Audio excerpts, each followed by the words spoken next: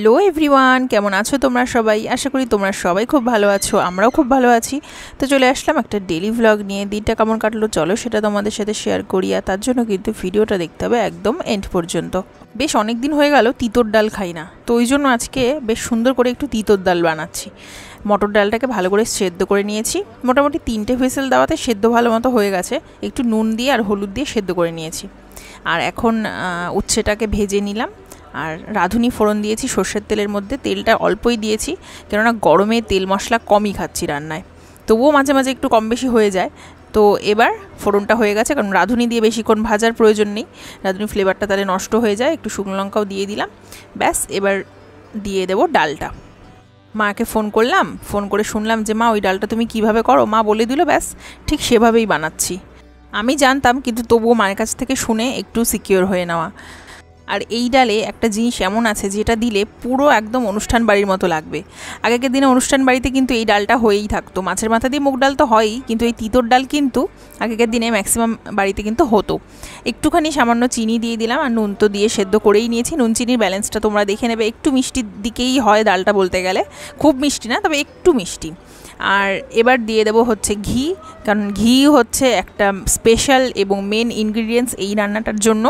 তো ঘিটা তোমরা অবশ্যই এই রান্নায় দিও।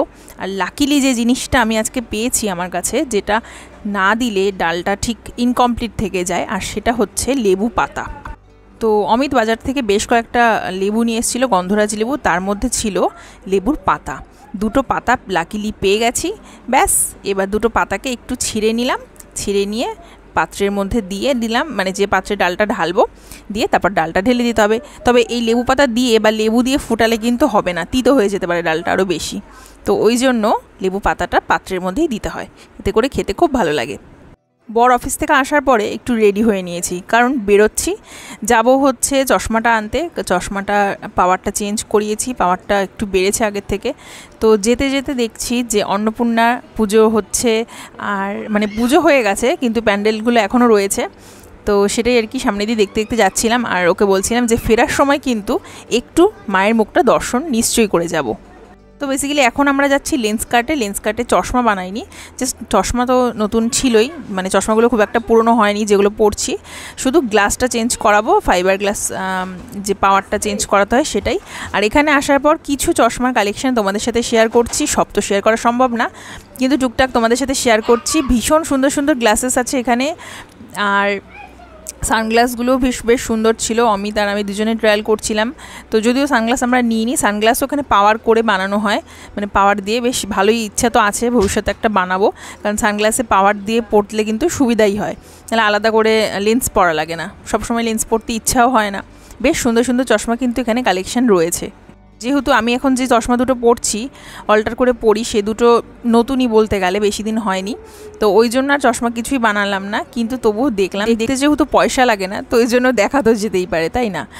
তো চশমাগুলো এখন আসছে, আর তার আগে কিছু চশমা যেগুলো কিনা তোমাদের সাথে শেয়ার করছি, তো তোমরা দেখতে থাকো, সাথে থাকো। আর এখান থেকে বেরিয়ে কিন্তু যাব মা অন্নপূর্ণার প্যান্ডেলে।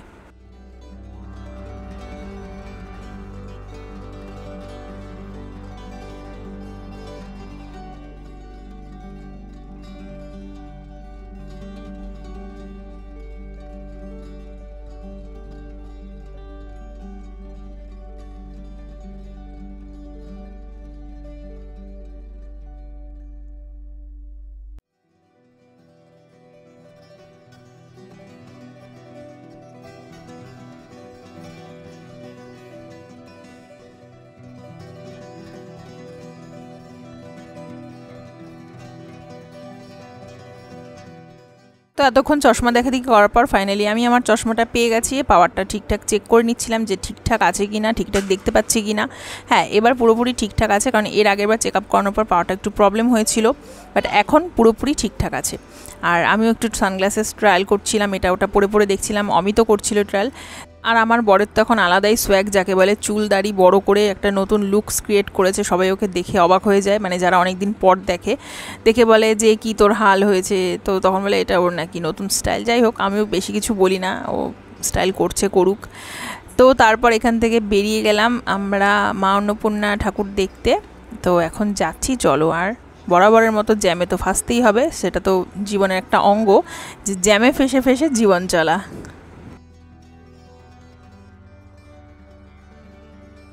সন্ধ্যাবেলা বেরিয়ে এই প্যান্ডেল, এই লাইট, এই সমস্ত দেখে না হঠাৎ করে দুর্গাপুজোর কথা মনে পড়ে যায়। দুর্গাপুজোর সময় কিন্তু ওই দিনগুলো হুড় হুড় করে কেটে যায়, আর তার মাঝখানে এই কয়েকটা ছোট ছোট পুজোতে আমাদের সারা বছরের কি বলবো এনার্জিটা ধরে রাখে, অপেক্ষাটাকে আরও সুন্দরভাবে বাড়িয়ে দেয় দুর্গাপুজোর। তো চলে আসলাম ফাইনালি আমরা। এবার চলো, এখানে ছোটো মতো একটু মেলাও বসেছে, তো সবই তোমাদের সাথে শেয়ার করছি, তোমরা দেখতে থাকো আর সাথে থাকো।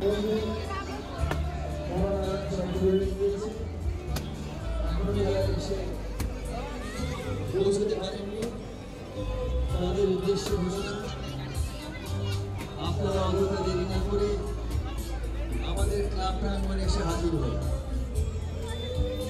আমাদের ক্লাবের দ্বিতল ভবনে বসে খাওয়ানোর ব্যবস্থা আছে। ওই যে ওটা দেখেছে ভক্তবৃন্দের কাছে আমাদের অনুরোধ,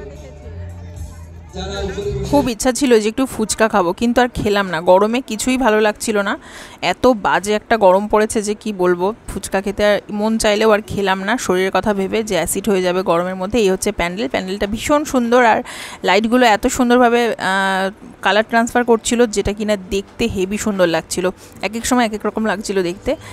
শৃঙ্খলাবদ্ধভাবে বসে খাবেন।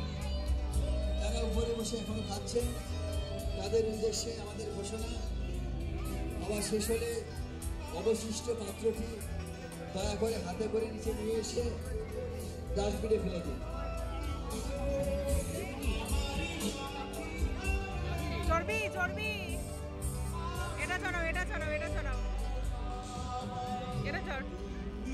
তো বাইরের ঘোরাঘুরি তো হলো, এবার চলো ভিতরে যাই।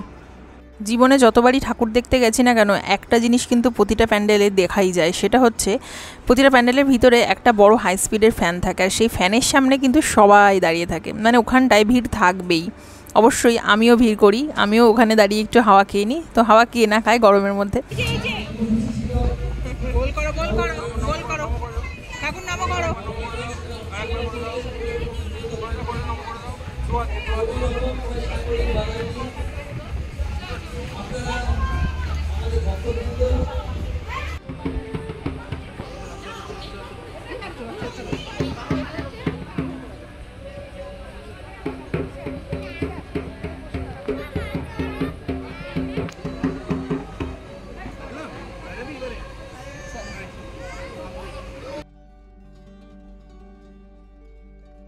বাজাও।